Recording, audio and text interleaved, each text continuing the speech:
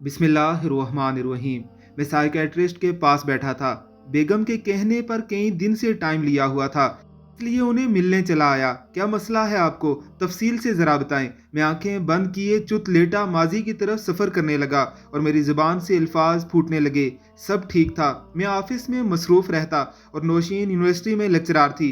बच्चे school college से आकर एकेडमी चले जाते थे और पीछे घर में सिर्फ अम्मा और नौकरानी होती थी। अम्मा काफ़ी बीमार रहने लगी थी।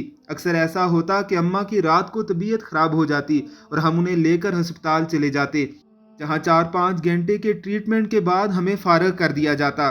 जब ये अक्सर होने लगा तो मेरी और नौशी की वर्क रूटीन ख़राब होने लगी। रातों को देर से जागने की वजह से हम दोनों मुतासर हो रहे थे।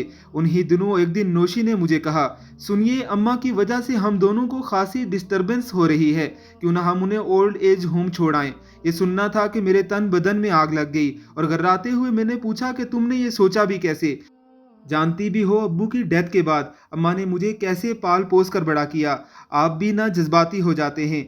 मैं तो सिर्फ ये कह रही हूँ कि शहर में 20 ओल्ड एज होम हैं।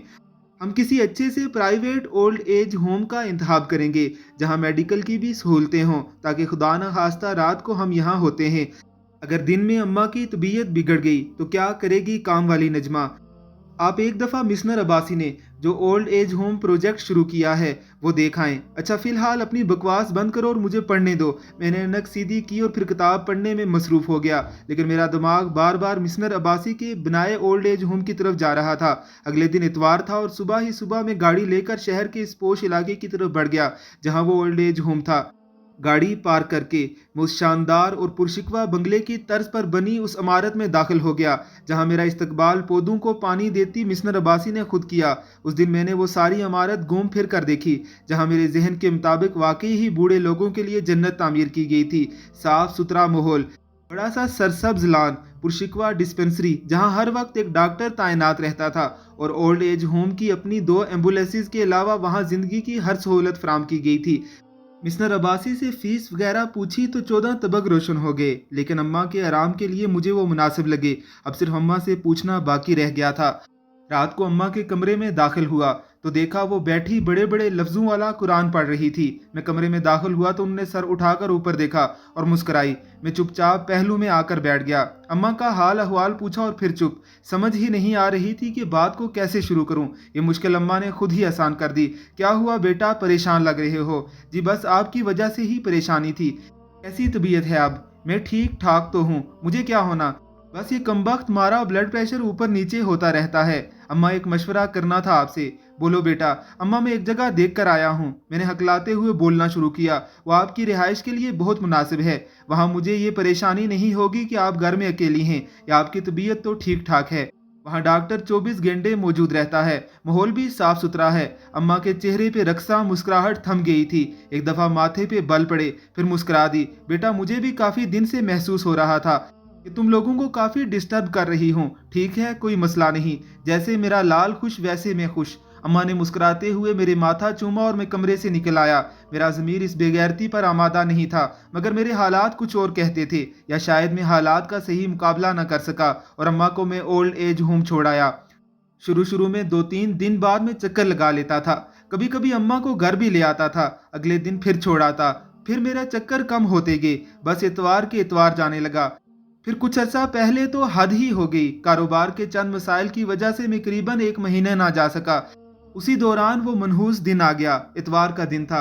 मुझे आज एक आदमी के साथ ज़रूरी कारोबारी मुलाकात करनी थी। नाश्ता किया और गाड़ी में आ बैठा। अभी सेल्फ लगा ही था कि 18 साला अयान भी दरवाज़ा खोलकर साथ बैठ गया। डैड, आपको पता है मैं गाड़ी चलाना मुकम्मल सीख गया हूँ। अच्छा, वाह, शाबाश, मेरा बेटा बड़ा हो गया है। डैड, आप हमेशा हमें स्कूल छोड़कर आते हैं, आज मैं आपको छोड़कर आऊँगा। मैंने हंसते हुए अयान से पूछा, अच्छा, कहाँ छोड़ने का इरादा है अपने पापा को? ओल्ड एज होम, उसने कहा, और मैं साकित हो गया। मेरे चेहरे से मुस्कुराहट गायब हो गई और हाथ स्टीयरिंग पर मजबूती से जम गए। वो अपनी धुन में बोलता जा रहा था, आज संडे है, मुझे पता है आप ग्रैनी से मिलने जा रहे हैं। मैं भी चलता हूँ, साथ में आपको ड्राइविंग भी दिखाता हूँ अपनी। मगर मैं बस अयान के पहले जुमले पर ही साकत हो चुका था। उसके मासूम जुमले में मेरे मुस्तकबिल छुपा था, वो फसल जो मुझे काटनी ही थी। बचपन में पढ़ी कहानियों और वाकयात की तरह मुझे भी इसी सलूक का शिकार होना था। मेरी आंखों से आंसू उबल उबल कर आ रहे थे और मैं अपनी अम्मा से अपने इस घटिया सलूक से सख्त शर्मिंदा था। अयान को बिला वजह डांट कर मैंने गाड़ी से निकाला और तेजी से गाड़ी चलाता हुआ अम्मा को लेने ओल्ड एज होम जाने लगा। ओल्ड एज होम पहुंचा तो दूसरी बिजली गिरी कि कुछ देर कबल ही अम्मा हार्ट अटैक से फोत हो चुकी थी और मेरी माफ़ी और तोबा के सारे दरवाजे बंद हो गए। डॉक्टर साहब, तब से मैं इंतहाई चिड़चिड़ा हो चुका हूँ। कारोबार में दिल नहीं लगता, बिला वजह बच्चों और मुलाजमों को डांटता रहता हूँ। अक्सर छुट्टी वाले दिन सारा सारा दिन कब्रिस्तान में अम्मा के सरहाने बैठकर उनसे माफ़ी मांगता रहता हूँ। न घर में दिलचस्पी रही न कारोबार में। अब बताएं, इस बेसुकूनी, बेआरामी और इस ज़मीर का कोई इलाज है? जो जागा भी तो बेफैज़। काफ़ी देर तक मैं चुप रहा लेकिन डॉक्टर की आवाज़ें ना आई। आंखें खोली तो उठकर डॉक्टर को देखा, वो सर नीचे किए बैठा रो रहा था।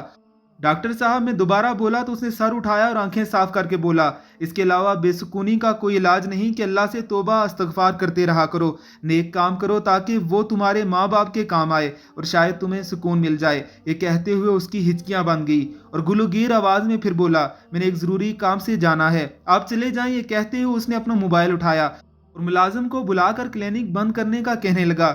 अरे डॉक्टर साहब, इतनी इमरजेंसी में आप जा कहाँ रहे हैं? मैंने पूछा तो उसने मुड़कर जवाब दिया, ओल्ड एज होम, बाबा को लेने। ये कहा और घूम कर राहदारी में गायब हो गया। अल्लाह रब्बुल इज़्ज़त की ज़ात हमें अपने वालदैन की खिदमत करने की तौफीक अता फरमाए। आमीन सुम आमीन।